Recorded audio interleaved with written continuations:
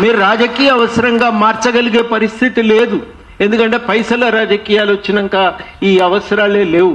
అందుకని చేయవలసింది ఏంటంటే స్కూలు బాగు చేయటం ఒక రాజకీయ అవసరంగా చేయగలగాలి. అప్పుడు మనం కూడా కొంత మారాలి.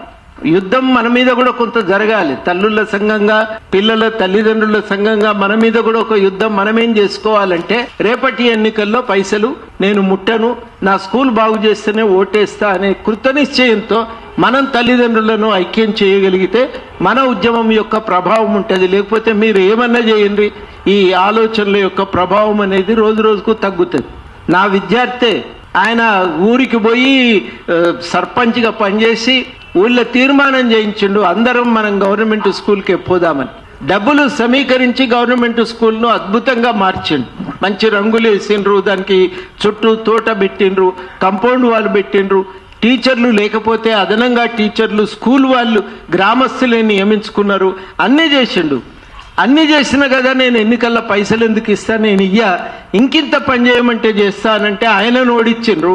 3,000 రూపాయలు ఓటుకి ఇచ్చిన ఆయనను గెలిపించిండ్రు. ఇక మీరు చెప్పండి, ఎవడొక్క ధైర్యం చేసి పని చేస్తాడో మీరు చెప్పండి. ఇక ఇవి వాస్తవాలు. ఈ వాస్తవాలను మనం సంబంధం లేకుండా మిగతావి ఎన్ని మాట్లాడినా మనం ప్రయోజనం ఉండదు. ఇట్లాంటి పరిణామాల మీద కూడా మనం తీవ్రమైనటువంటి ఒక ఆగ్రహాన్ని ప్రకటించాలి, వ్యతిరేకతను తీసుకురావాలి. బాగా చదువుకొని డబ్బులుండి ఓ 3,000 రూపాయలంటే ఒక సాయంకాలం పూట ఖర్చు చేసేటువంటి వ్యక్తులు కూడా నాకేమన్నా ఇస్తారా ఎన్నికల్లా అని అడుగుతున్నటువంటి సందర్భం. ఈ సందర్భంలో ఇవన్నీ ఎక్కడ చర్చకు వస్తాయి? వాళ్ళని కూడా కదిలించడానికి పూనుకుంటే తప్ప ఒక మార్పు అనేది సాధ్యం కాదు. మరి శ్రవణ్ గారు కూడా పూనుకోవాలి. మా పార్టీలో నేను కూడా మార్పు తెస్తానని ఆయన కూడా పూనుకుంటాడా? ఆయనకు కూడా కష్టమైన పనే. కానీ ఇవన్నీ జరగవలసినటువంటి పనులు.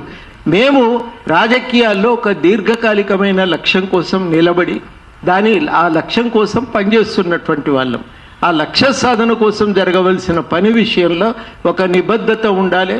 చాలా కీలకమైన అంశం ఏంటంటే దాని కొరకు ఒక దీర్ఘకాలికమైన కార్యాచరణ ఉండాలి. ఈ రెండూ లేకపోతే మనం చేసే ప్రయత్నం ఇది విఫలమవుతుంది. ఇవాళ మొట్టమొదటిసారి దీంట్లోకి ఈ చర్చలోకి నేను రావటం లేదు. ఈ చర్చలోకి దాదాపు ఒక 20-25 సంవత్సరాలుగా ఈ చర్చలో పాల్గొని దీనికి సంబంధించిన లోతుపాతులు తెలిసినటువంటి వ్యక్తిగా, ఒక యూనివర్సిటీలో పనిచేసిన ఒక టీచర్గా నేను చాలా సీరియస్గా చెప్పేది ఏంటంటే, విద్యారంగంలో మార్పు అనేది మనం ఘర్షణ పడటానికి సిద్ధపడితే తప్ప అవి రావు అనేది మనం గుర్తుపెట్టుకోవాలి. ఆ రకమైన మార్పుల కోసం నిలబడదాం, సంఘటితంగా ప్రయత్నం చేద్దాం. నేను తప్పకుండా దీంట్లో భాగస్వామిగా ఉంటానని కూడా హామీ ఇస్తూ